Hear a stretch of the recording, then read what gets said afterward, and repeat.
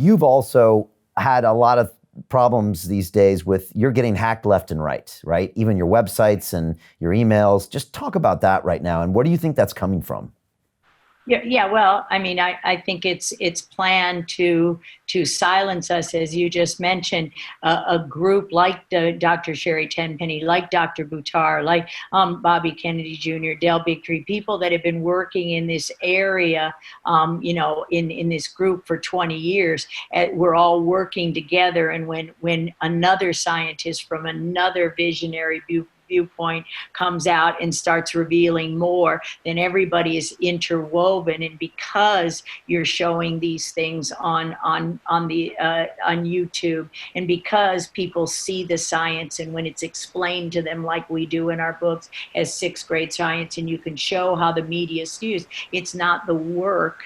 It's not the investigations, it's what the editors and the journals are saying about the science. So I think people are starting to realize what we're being told as a community is based on, and that's the hardest thing to realize, fake science news, this cartel of the granting agencies and your publications determining your career, and we're censored, we're only allowed to look at a little bit. So I gave this presentation in its entirety at the Truth About Cancer live symposium last October in Anaheim, California.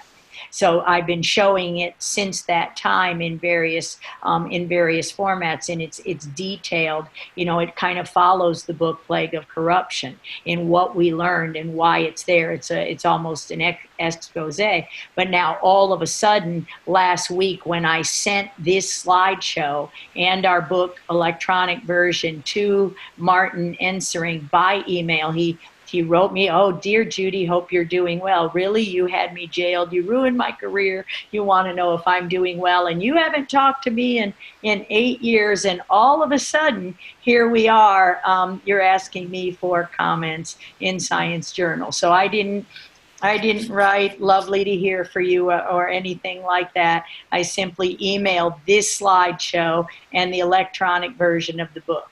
And so I believe it was commented on in the Science magazine. So since he didn't recognize that I was taking verbatim what they said, and all of a sudden, as soon as I presented the data, and Charlene Bollinger did a longer expose a few weeks ago at the Truth About Vaccines, supporting me right after these Washington Post and Science articles defaming me and libeling whatever they were doing to me once again. And then everything started getting censored. Charlene, Truth About Vaccines, Truth About Cancer. This slideshow just 2 days ago was taken off our own website, and we were told we couldn't use this slideshow anyway. So what don't they want you to know?